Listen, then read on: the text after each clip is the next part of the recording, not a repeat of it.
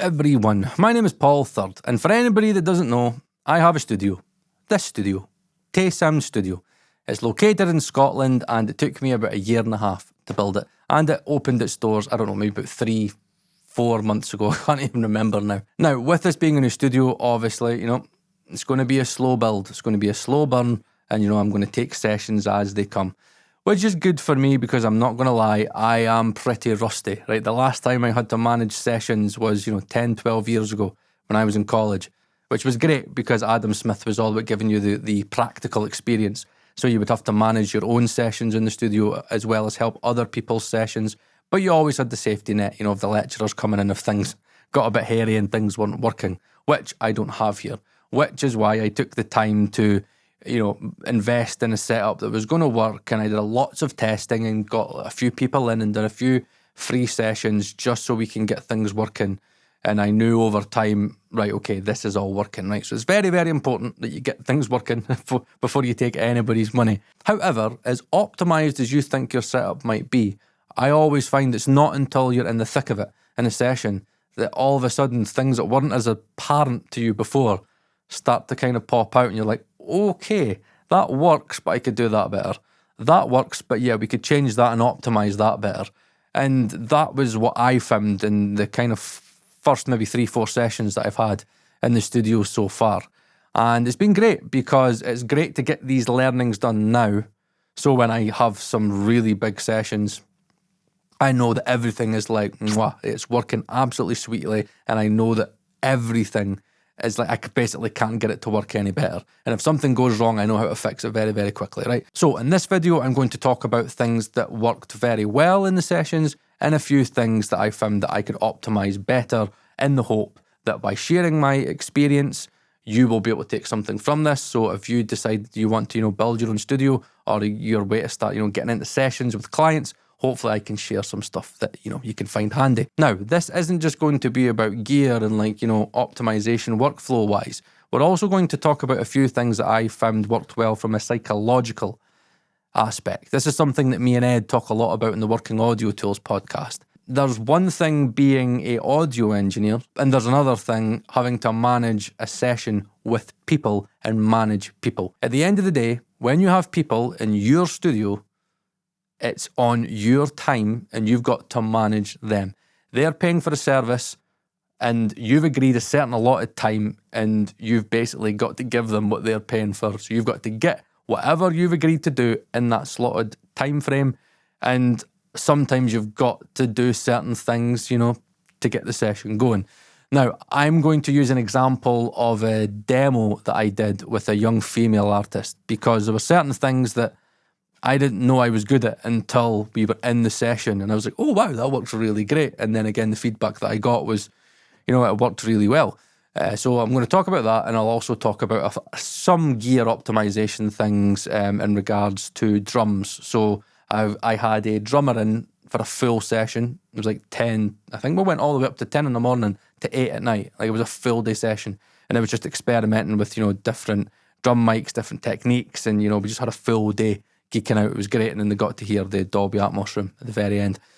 So what we'll do is first, we'll talk about the demo session. We'll talk about some of the kind of psychological things that I didn't even know that, I needed to overcome. But before we kind of get into the psychological things, one thing I think is interesting to talk about is, as a man, might be a little bit controversial, but, just going to say it. As a man who works, on his own, sometimes you have to be very mindful when you have females, especially young females, coming in to the studio. Now again, I'm not going to turn this into a pure mental, controversial thing. But look, all I'm going to say is what shocked me, and my wife reminds me of this constantly. Remember that TikTok thing where lots of people went around women and they asked them, if you were in a forest alone, would you rather be in a forest alone? Would you feel safer to be in that forest alone with a bear or a man? And a crap ton of women said they would feel safer with the bear. My wife included. That shocked me. And then she asked all her friends and they all said the bear. Now me, I'd always rather have the guy. It's like, no, I could manage. I'd much rather be in the forest with a guy. But there's my narrow-mindedness. There's my, beneficial position of being a man in this world. And obviously I should know better because I have 2 young girls, 6 and 10. Fucking Jesus, they'll be 7 and 11 this year. Oh my God. Now, having, a house full of girls, I'm just used to, acting a certain way and, obviously, being very respectful to women because I want my girls to grow up and, hopefully have somebody who respects them and hopefully doesn't treat them like a piece of shit because then that's going to cause problems with me. Now, obviously, and me, I'm just thinking, I live my life and I'm great. But at the end of the day, when you're getting clients online, they've never met you. And if you've got a young female artist in and they know that they're going to have to spend 4 hours with a guy in a studio that they've never been to before, they've got to travel and be on their own with, one guy in a studio that they don't know. That's something that you've really, really, really got to think about in the modern day. It's nothing about being woke or anything like that. I just genuinely think that guys out there, unfortunately, give us a fucking bad rap. And there are a lot of bad men, and there's a lot of creeps out there. A lot of creeps in the fucking music industry. Jesus. Heard a lot of bad stories, right? But, it is a very small minority. But it's still something we've got to think about because at the end of the day, an artist should always feel comfortable when they're coming into your studio, whether it be a man, a woman, them, they, whoever. Everybody should feel comfortable. But I think, from my aspect of being, a man, an older man, having a younger female artist in there, it's something that I had to think about, and I had to think, right, I maybe need to be extra careful, the way I do things, and I've got to think, a little bit harder in how I make this person feel comfortable about travelling and being alone with me for like 4 hours. So me and my wife kind of came up with an idea, and it was a great idea. My wife came to the studio with the girls, introduced herself, and, basically, told the client that, hi, I'm Paul's wife. These are our 2 girls. We just live around the corner.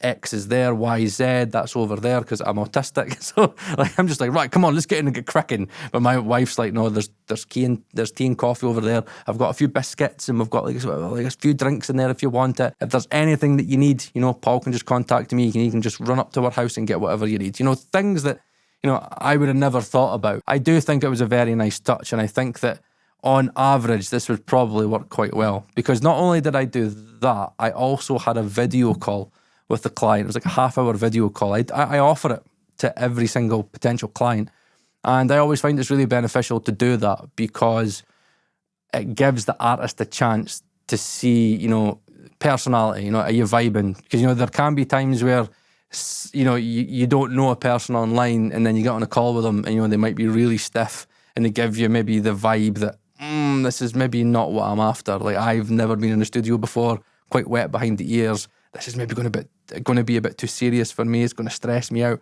So, it's always nice to have a video chat with somebody. And, for me, what I do is I just get on with them. I just speak about their project and, I get passionate about it. And, I just be who I am, and just kind of have a really nice chat, just the way I have, chats with you online. And, thankfully, chat went really well. We talked about the project and, I told her the way the session would work. I gave her, an idea of how things were going to work, how we were going to manage it in the 4-hour time slot that we had. And, we even talked about pricing as well. I was like, look, this is how much this is going to cost. If you just want the demo, that's how much it's going to cost. If you want it mixed, that's how much it's going to cost. But again, we need to be aware that we've only got 4 hours. That's all you've got the money for, blah, blah, blah. And again, we got everything kind of ironed out. And then it came to the day, and where the challenges then kind of arose was due to the fact that the artist had never ever been in the studio before. So this was almost like me being the elder and the producer all in one. They were wanting the experience of recording a song, and, that had to be a positive experience. So, I couldn't sit there and be overly technical. I was, again, she wanted to know certain things and bits and bobs, but I kept it very, very simple. But the kind of challenge was, taking somebody that's got a lot of talent and a lot of belief in themselves, but they've never recorded in a studio before. So there was a lot of coaching. Like, I thought it was going to be like, dead creative and us getting lots of instruments on things and doing a shit ton of production. But, I'd say like 3 hours of that session was vocal coaching, and it was just getting the right performance. I was just winging it. Like, I was just going, what do you want? Like, do you want to just do piano first? We can do piano first. There's the piano. I've got it set through here. Played about with a few piano sounds that she liked. I was like, right, okay, let's go with that then. Quality. Let's get it down. Right, okay, do you want to play the whole thing? No, let's just do it bit by bit. Cool, let's do it bit by bit. Fine. And what was interesting for me was when I kind of put her on the spot a little bit, which I probably shouldn't have done.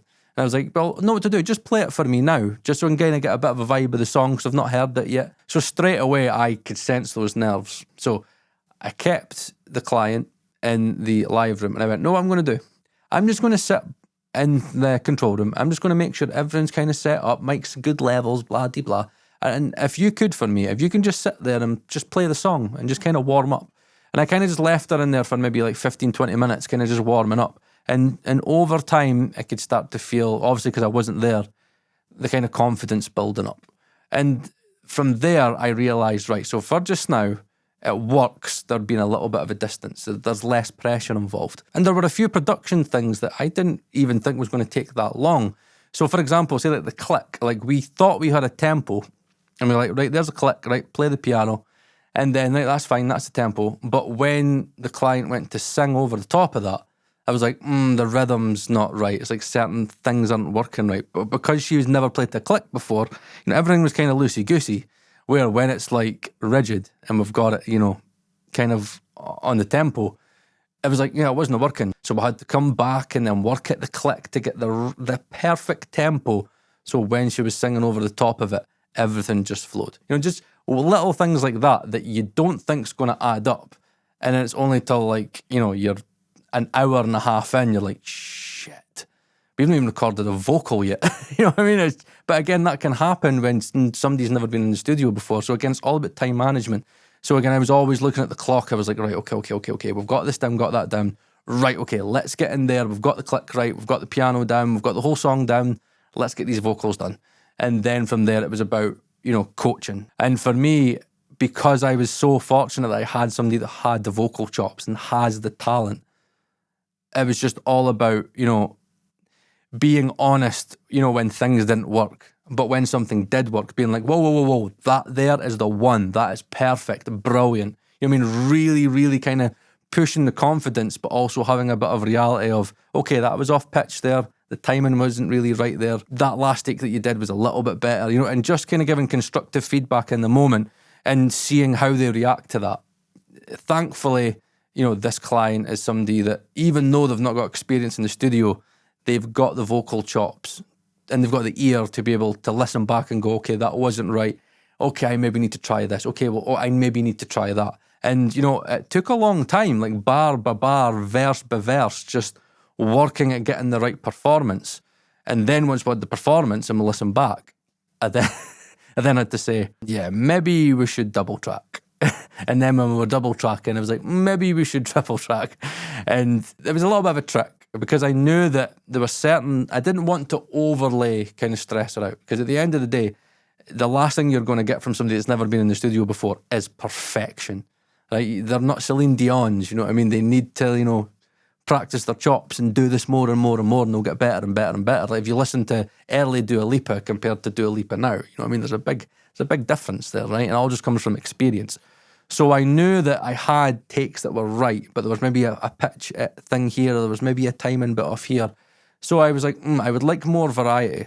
So instead of saying we're going to record that again and just really for it become a laborious thing where she starts going, I'm never going to get this right, and she's looking at the clock and getting worried, I was like, right, we'll just double track and triple track. But what I didn't tell her was, me being crafty, because I knew I had the double track and the triple track, I had 3 tracks. So then I had 3 different takes that I could use. Now, obviously, I was utilising, the layers, for certain parts of the song, just to give it a little bit, have more of a pop feel and stuff, and kind of, maybe cover, some of the imperfections. That's the great thing about double tracking, especially triple tracking. You can sometimes, layer them in, and like one take will kind of fill out another thing. It's quite a handy trick. But what it also gave me was having, multiple takes that I could just go from and go, okay, all these 3 are good takes, right? Okay, which one's the best one? And then I could just, just kind of jigsaw puzzle it in. And, at the end of the session, she was over the moon. Like Amy was like, Paul, this has been a really, really, really good experience. I feel confident.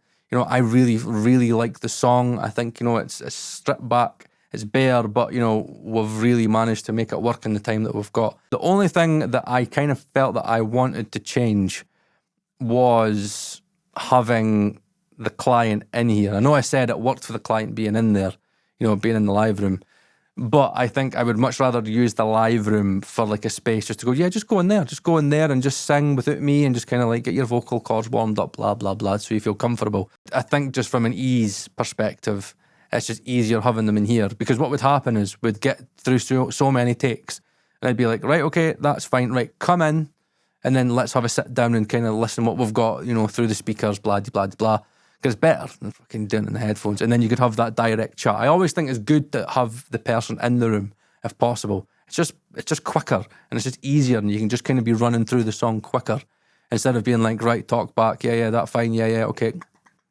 Right, come through again, right, you happy with that? Yeah, go back now, you know what I mean? It can work for some people, yeah, but I just think that for me, that's the only change I would make, would be to have people sing there. But I've still got the setup through there, so if people want to be in the live room, they could be in a separate room. Right, so I had that. Fucking hell, 25 minutes, Jesus Christ, I'm going to have to edit the shit out of this. Right, so the other session was a drum session. Now, there were more learnings from that session, because I knew that my drum setup wasn't really fully optimised. Like, I knew I kind of had to have a session like that to really have a play about and see what was working well and what wasn't. And thankfully, I had somebody that genuinely just wanted a studio to play about with the whole day. We weren't working to a song or anything like that. It was just like, right, I want to try this and that out. A long story short, he'd been in rehearsal rooms and, he had his own setup and stuff, and he worked with the rooms that he worked with, and, he just did what he could with what he had. And thankfully, the positive end to it was that he found that the room's really good. It's a really dry room. The kit was really good. I've got a Yamaha Stage Custom. Gav, who owns the kit, he tuned it really, really, really well. And the recordings came out really well. Like, I remember us sitting in this room and I was like, Jesus, those T-Bone mics sound pretty decent, eh? Like, we put the T-Bone, I've got the T-Bone mic set up. I'll leave a link in the description. And so we tried the kick mic. We didn't really like the kick mic. So we changed it out for the RA320, which I knew I was probably going to like, because many people had told me to do it. This thing right here sounded really good.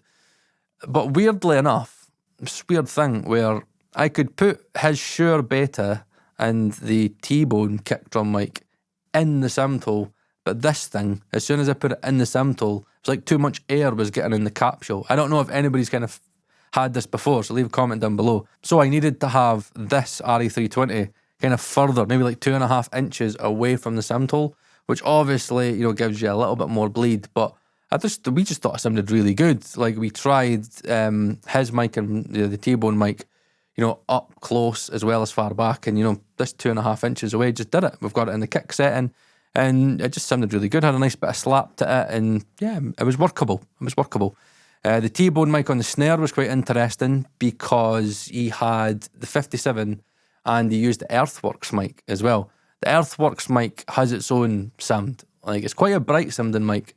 And I'm still swaying which one I preferred. I think I probably do prefer the Earthworks. It's got a little bit more body to it, but I kind of felt that the T-Bone mic just had a ping to it. And people would be like, oh yeah, it's a cheap mic set, blah, blah, blah. It's a good room and it's a good kit. The drummer was in here.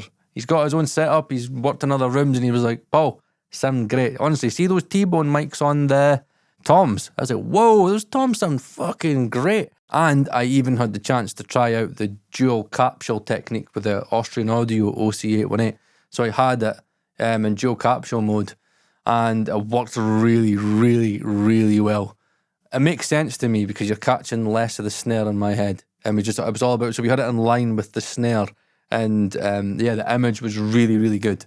Really good. And even he was like, whoa, that really works. So it was a really positive experience. He liked the room. And I think he would definitely use it again. So, what were the things that I would optimise though? Right. So, I'm going to show you a photo here, right? Shit. I'm going to get lynched online. So, I sent this to an engineer in Glasgow that I know is very particular about his drums. And honestly, man, like, you know what I'll do? I'm gonna let you hear the voice note that he sent us, just so you can hear the stress in his voice. Oh, sorry, Paul. That is scary to look at. So when you're rapping, hey, oh my God, So when you're wrapping the drum mics, right?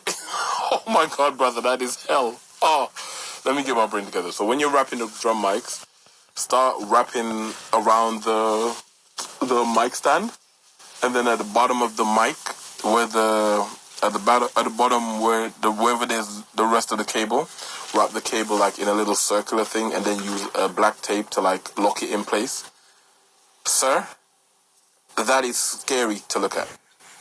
I'm sorry. Oh my days. I just had PTSD of when I was mic up drums. Now, many people may be like, fucking hell, that's brutal, right?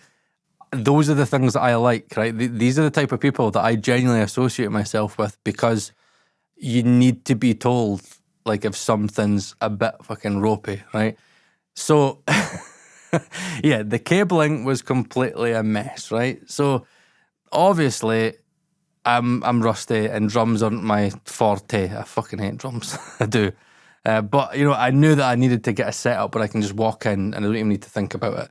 So I tried a kind of certain setup where I had all the mics coming out of the Evo SP8. I wasn't utilising the Evo 16 at all for the mic pre's because it's in a different room.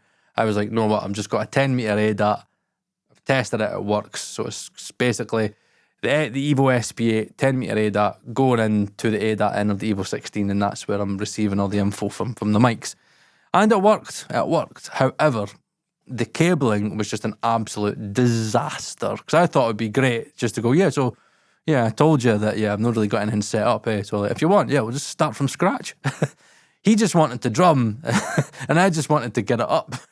And it was a mess. It was an absolute mess. Anybody walks into that live room that's like a professional session drummer, they'll be like, man, this guy's fucking amateur hour, right? And they'll probably just walk out. So knowing that and, having that experience, I thought, right, things have got to change. So what I've decided to do is I've bought a stage box, which means that I'm going to be utilising the preamps of the Evo 16. So I'm going to have the 8 preamps of the Evo 16, because it's a 10 metre run, through the control room, through the entrance, and through the live room. And then there's a wall that's right beside the drum kit, and that's where I'll put this stage box.